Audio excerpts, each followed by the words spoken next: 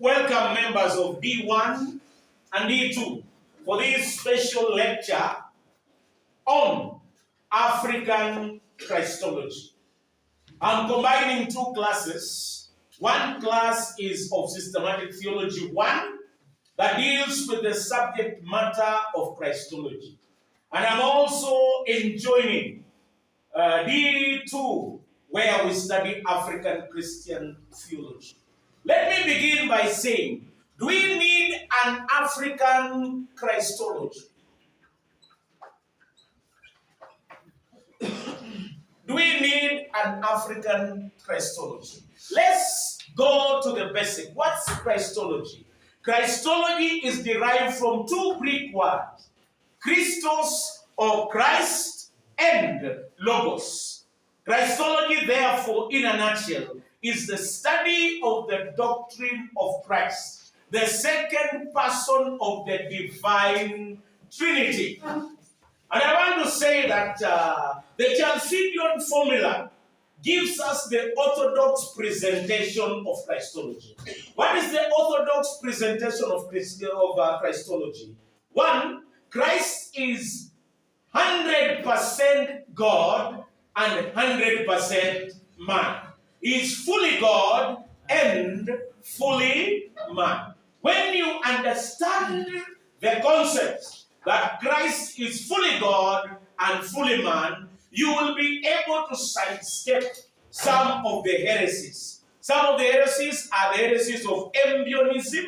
Embionism is a heresy that emanated from the Jewish background, and it presents Christ as a human being who was born by Mary. But during his baptism, he received a full measure of the Holy Spirit and gained his divinity. Therefore, in a nutshell, Christ was a divinized human being. He was not fully God, neither was he fully man. Another heresy, just to give you a synopsis, another heresy is the heresy of Docetism. Docetism, whereas Embionism comes from a Hebrew background, Gnosticism and Docetism comes from a Greek background. Greeks had what we call dualism. Dualism is the belief that everything that is spirit is good, and everything that is matter or material is evil. Therefore, they did not believe that Christ could have a body, a physical body, because matter is evil. This leads to extreme asceticism, like the views of Origen of Alexandria, the man who castrated himself, because he believed that matter is evil. Therefore, I have examined two heresies. The first heresy is the heresy of Embionism, that denies that Christ was fully God. And the second heresy of Docetism, where Christ had a body that appeared to be flesh, but it was not flesh, it was a phantom. That heresy denies the humanity of Christ. We must get both. Now, the formula of conventional theology is the Chalcedonian formula. Christ is fully God and fully man. The Europeans, as they developed their theology, there was a man by the name of Rudolf Bultmann. Rudolf Bultmann, during the time of enlightenment and scientific progress, Rudolf Bultmann wanted to contextualize the message so that it could be understood by the scientific world. Therefore, what did he decide to do? He decided to say he removed the miracles from the Bible. And when he removed the miracles from the Bible, what did he do? He had someone by the name of the historical Jesus. The historical Jesus was just a mere human being. He could not comprehend things like the virgin birth. He could not understand the miracles. According to him, miracles were done by people who did not understand. They were pre-scientific. Therefore, according to him, eliminate everything that is pre-scientific.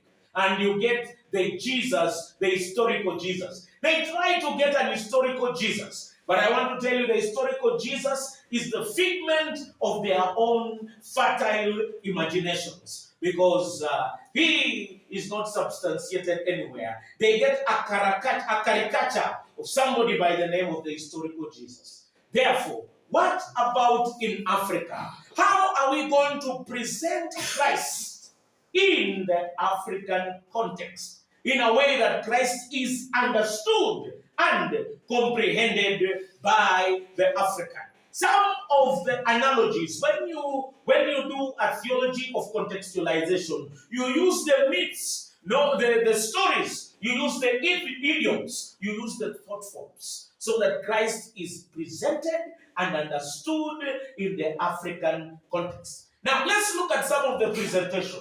Some people thought that, how do we present Christ? How do we present Christ in a way that he is understood by the African? Some say, let's present Christ as the big brother. The big brother is a concept that is understood by the Africans. Therefore, they presented Christ as the big brother. But this concept, while it's good, but it does not capture the ultimate presentation of Christianity. And I want to tell you something before I continue.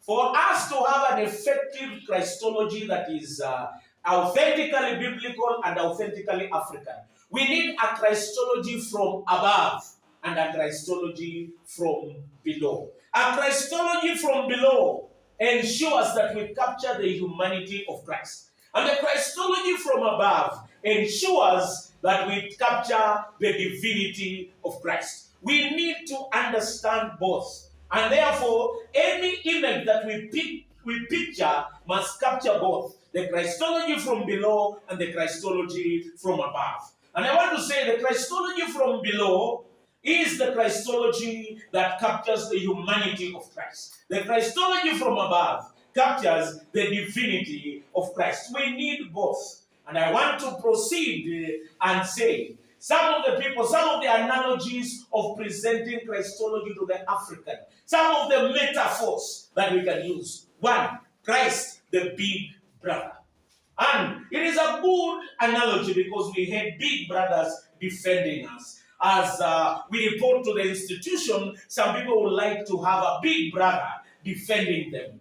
And that Christology of a big brother, the person who defends the inheritance, the person who wants attack when we are attacked in the family. It's a good analogy, but it lacks the sufficient gumption. It lacks the sufficient explanation to deal with Christology from above and Christology from below. And sometimes big brothers have exploited small brothers. Therefore, that picture might not capture the real Christology in Africa. The other analogy is that Christ as the chief. The chief was a center of authority and power, and he had respect. It could capture well the divinity of Christ. And some of his prophetic Christ had the office of a priest, a prophet, and a king. The chief could capture some of that. But some of the African chiefs were very corrupt. And that image is an antithesis of Christ. Christ was a compassionate king, and therefore he could never have been compared analogously in the same breath as the African chief. The analogy is good, but it might not capture Christ as presented in our culture. We look at another analogy that will present Christ in a way. And by the way, all this writing, when you go and look at Kimutai Jesusi, and you look at one of the papers I've written on Christology, you are going to get more tips and information. Here, I'm just giving you the tip of the iceberg. And I want to say another analogy is Christ, the medicine man. Christ to some people is presented as the medicine man. Chepkiri Jot, the one who heals And indeed, Christ is presented in the Bible as the balm of Gilead. He's the healer. But the healer in the African context captures his Christology from below, but it might not have the capacity to capture the divinity of Christ. There are so many other analogies. Christ, the initiator. We know initiation, Muzamaki, the king, is presented a Muzamaki Christology. And so many other Christologies have been presented. But according to me, according to Benezit Bujo, one of the Catholic priests, Christ and a person by the name of the person called a Tanzanian priest, he presents Christ as the ancestor. Charles Nyamiti presents Christ as the ancestor. That is a perfect analogy. I concur with Benezet Bujo and I concur with Charles Nyamiti. I want to present to you what I consider to be the perfect image of African Christology. And that is Christ, the supra ancestor. According to me, I think he's not just an ancestor. He's a supra ancestor. He is God and beyond our ancestors. The ancestors were venerated Africans. They had passed probation, just as Christ passed probation. The first Adam failed in the probation. But Christ, the second Adam, passed the test of obedience. And he qualified to be our ancestor.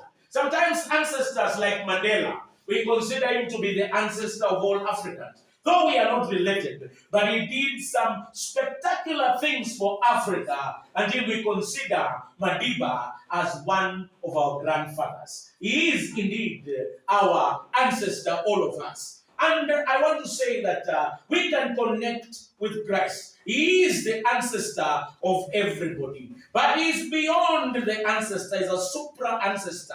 Because all ancestors died and remained there. But Christ did not only die, he resurrected and he went to heaven. He is our supra ancestor. The supra ancestor explains both the humanity and the divinity of Christ. He lives beyond. He intercedes for us. I think that is a perfect explanation of an African Christology. Some of the places where we get African Christology, some of the sources, when we read our vernacular Bible, we are able to articulate and explain the African Christology. Not only the vernacular Bible, we are also, when we look at African independent churches, and also as we look at African traditional religion and African practice. And the ancestor has a very critical role to the African. Why? The ancestors are mediators between us and God. You remember the fourth tier of the African worldview of religion. God is in the higher tier, but he is remote and transcendent, beyond the African understanding and comprehension. He was remotely involved. It's like deism, but not deism. God was remote, far removed, as is beyond the sun, and sometimes not involved. The second tier are the people who are called the ancestors, the divinities, the ancestors. And the ancestors were critical in interceding for us with God. And you know, African way of understanding was imperfect because it was derived from general revelation. The perfect revelation is God's special revelation in the Bible. And once we get the Bible, it lays aside this other revelation. It lays aside the general revelation, and we have a special revelation. That's why we now have one mediator, Jesus Christ, our supra ancestor. I was trying to explain to you how we can formulate African Christology. I told you that we need to have a Christology of Christ being fully God and fully man. I conclude this session by taking a glimpse of oral theology. Oral theology. And most of our explanation of Christology, we are not supposed to explain in figures and formulas like the Chalcidian formulas. Because Africans were not intensely people who write, but we are people who talked and